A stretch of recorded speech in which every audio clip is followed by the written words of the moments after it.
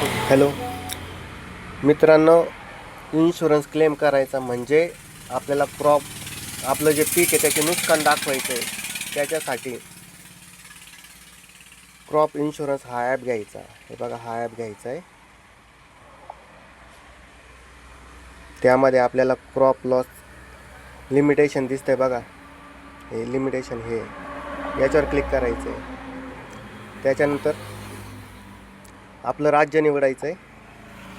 त्याच्यानंतर आपण ज्याच्यासाठी क्रॉप इन्शुरन्स पीक विमा केला आहे तो हंगाम निवडायचा आहे, खरीप. आणि पी एम फसल विमा हे निवडायचं आहे. आणि त्याच्यानंतर 2025 निवडायचं आहे आणि प्रोसीड म्हणायचं आहे. त्याच्यानंतर एट न्यू क्रॉप्ट याच्यावर क्लिक करायचं आहे. त्याच्यानंतर तुम्ही जे पीक विमा केला आहे ते दिसेल त्यामध्ये, त्याच्यावर क्लिक करायचं आहे आणि सिलेक्ट करायचं आहे